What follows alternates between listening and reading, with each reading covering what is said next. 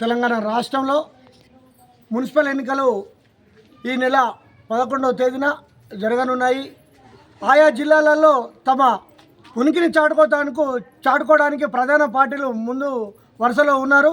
అవి కాంగ్రెస్ అయితేమి, బీజేపీ అయితేమి, ప్రతిపక్షంగా ఉన్నటువంటి బీఆర్ఎస్ అయితేమి అనేక రకాలుగా వినూత్న రీతులలో ప్రజలు తనను గెలిపించుకునే దిశలో ముందుకు వెళ్ళాలనేటువంటి అధిష్టానం ఆదేశాల మేరకు వ్యూహాలు కొనసాగుతూ ఉన్నాయి.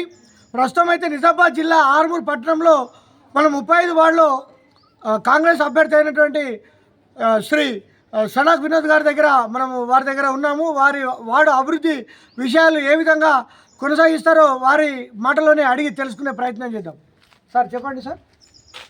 గతంలో అంతకుముందు 14లో ఇది 19th వార్డు ఉండే. ఇప్పుడు వార్డు చేంజ్ అయిపోయింది, 35వ వార్డు అయింది.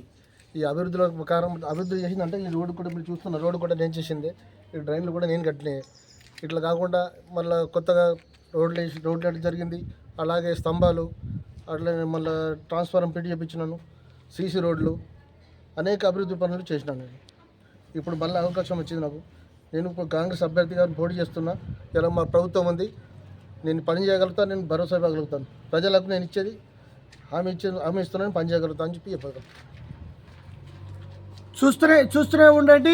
గతంలో బీఆర్ఎస్లో వారు కౌన్సిలర్గా ఉన్నప్పుడు చేసినటువంటి అభివృద్ధి పనులు అయితే పూర్తిగా వారు చేసిన అభివృద్ధి నుంచి ఇదివరకు చేసినటువంటి అభివృద్ధి కార్యక్రమాలు అయితే ఏవి లేవు ఇక్కడ మనకైతే కనబడుతూనే ఉన్నాయి. వారికి అవకాశం వచ్చింది.